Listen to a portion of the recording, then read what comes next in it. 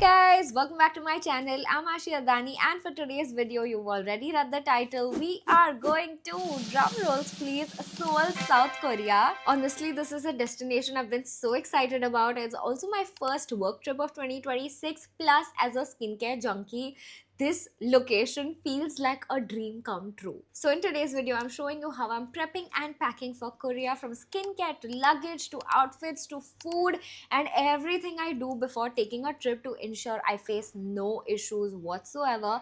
Let's get started.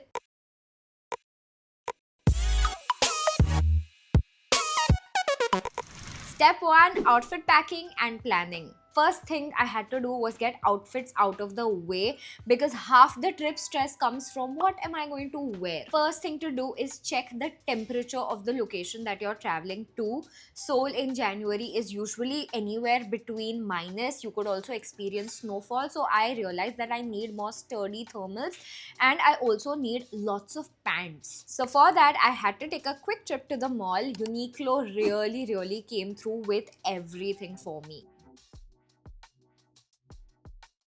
Next, I always plan my outfits in advance. I also take photos of them. This makes your life much easier when you're on the trip, because there's no outfit panic, no overthinking. You can even go to your friends and be like, ye wala ki ye wala, and they'll select one for you.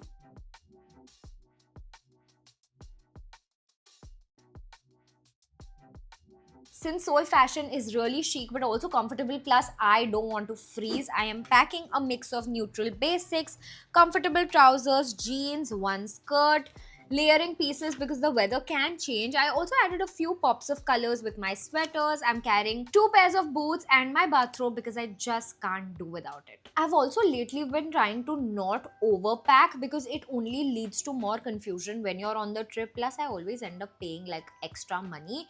So, and especially with these big jackets, I really wanted to make sure that I'm carrying only things that I'm actually gonna wear. Step 2, beauty packing. Starting with toiletries, basically I've maintained this pouch which has all minis that I've received as freebies from my shopping or whatever, and I love using them on my trips, plus it saves so much space. My list consists of shampoo, hair mask, leave-in treatment, serum, body wash, body lotion, perfume, cleansing oil, face wash, moisturizer, lip balm, toothbrush and toothpaste obviously. These minis are so useful, plus you can discard them once you're done with them on the trip. Don't have to carry it back. I think this is the only kind of hoarding that I can actually get behind.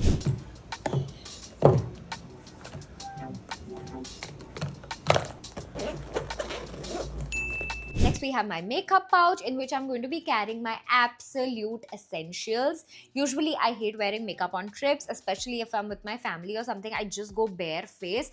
But because I'm going to be shooting a lot on this trip, I do need to carry my makeup. My essentials include sunscreen, primer, color corrector, foundation, concealer, loose powder, brow pencil and gel, mascara and curler, blush and highlighter, few lip options, setting spray, and an eyeshadow palette, mainly because it has a big mirror which I can do my makeup on the go, and in case my Airbnb doesn't have a good mirror in front of a lighting or something, I can just do my makeup wherever I want. My makeup game is going to be so strong on this trip, you guys will see. Plus I'm always that friend jiska makeup sab use karte hai, so I love carrying extras just so I can share it with everybody. I'm popping up my checklist just in case you need to take a screenshot.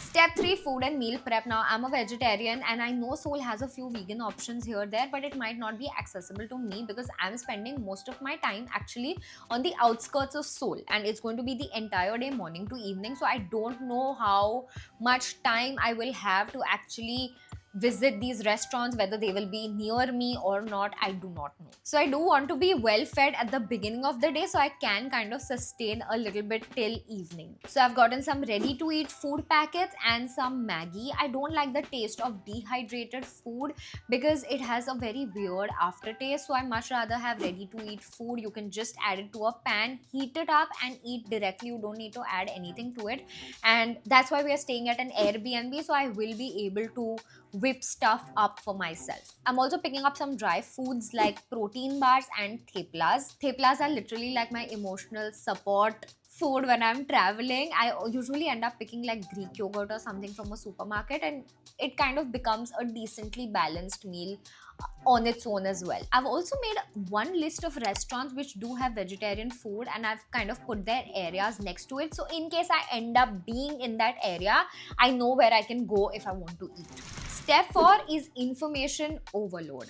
I love doing my research before going on any trip, and I have an Excel for each of those trips where I put down all the important information that I need to know about the location where I'm headed. For this trip, I have added the emergency numbers, arrival card details, apps. Oh my god, multiple apps. You need Naver Maps for navigating because Google Maps doesn't work very well. Kakao T for cabs, Kakao Metro for trains, Papago for translations, Shuttle Delivery for food delivery, and Catch Table Global for restaurant reservations. And like I told you, I've already made a list of restaurants, and I've also linked the reel that I have seen about it to ensure that in case I need more details about it, I can just like click on it and go to the reel itself. I also made a list of things that I should be picking up from Korea because you only get it there. And my Excel has a very, very detailed schedule and itinerary that I will be following there.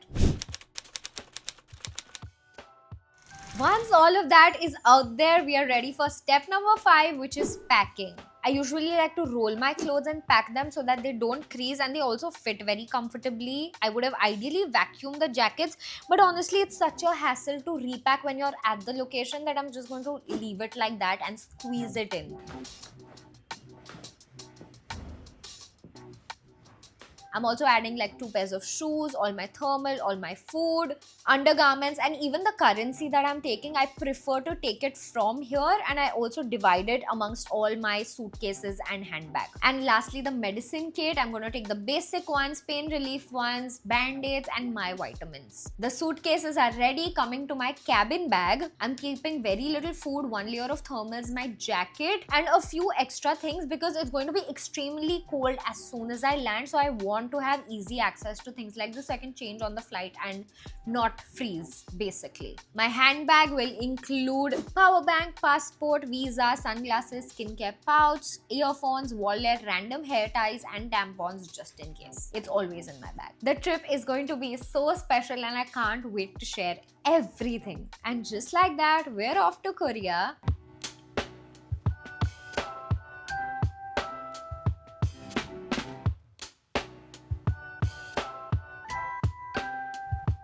Make sure you're following me on Instagram and YouTube because a lot of Korea content is coming your way. If you guys enjoyed this video, please make sure to like it, subscribe to my channel, comment below, and let me know what else I should be doing in Korea. I'll see you guys next Saturday. Bye!